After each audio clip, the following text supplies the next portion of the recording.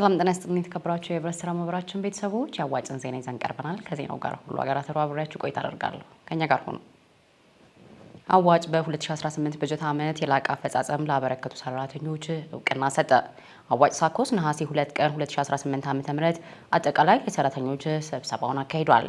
በመድረኩ ላይ የአዋጭ ከፍተኛ አመራሮችና አጠቃላይ ሰራተኞች ተገኝተዋል። በወቅቱም የእንኳን ደህና መጣችሁ መልእክት ያስተላለፉት የአዋጭ መስራችና ዋና ስራ አስፈጻሚ አቶ ዘሪሁን ሸለመ አዋጭ ከአንድ ሰው የቅጥር ሰራተኛ ተነስቶ ዛሬ ላይ ከ400 በላይ ለሚሆኑ ሰራተኞች መዳረሻ መሆን በመቻሉ የተሰማቸውን ደስታ ገልጸዋል። አክለውም የበለጸገ ጤናማና ደስተኛ የህብረት ስራ ቤተሰብ ተፈጥሮ ማየት የሚለውን ራዕያችንን ለማሳካት ከሰራተኞቻችን ነው የምንጀምረው ብለዋል። በዚህ ፈጣን በሆነ ምድር ቴክኖሎጂው በየጊዜው በየቀኑ በየሰዓቱ በየደቂቃው በሚቀያየርበት ጊዜ እኛም በዛው መጠን መፍጠን ካልቻልን መራመድ ካልቻልን ጊዜ አይጠብቀንም።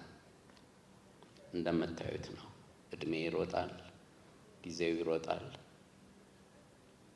ፈጣን ነው። ስለዚህ ከዚህ ፍጥነት ጋር ሊሄድ የሚችል የተዘጋጀ የሰው ኃይል ያስፈልጋል። አዋጭ ሁል ጊዜ ያው እንደምታዩት ከአንድ ሰራተኛ ዛሬ ከ400 በላይ ሰራተኞች አሉን። እንደ ሀገር ሲታይ በጣም ትልቅ ነው። አንድ ፕራይመሪ ኮኦፐሬቲቭ ቀጥታ ራሱ የቀጠራቸው ከ400 በላይ ሰራተኞች ማስተዳደር ትልቅ ነገር ነው። በትክክል የበለጸገ ጤናማ ደስተኛ ህብረተሰብ ለመፍጠር መጀመሪያ ሰራተኞቻችን ላይ እሱን መፍጠር መቻል አለብን። በመድረኩ ላይ የ2018 በጀት ዓመት የስራ ክንውንና የቀጣይ ዓመት የስራ አቅጣጫዎች በዝርዝር ቀርበዋል። በመጨረሻም በበጀት ዓመቱ የላቀ አፈጻጸም ላበረከቱ ቅርንጫፍ ቢሮዎችና ሰራተኞች ዋንጫን ጨምሮ እውቅናና ሰርቲፊኬት ተበርክቶላቸዋል።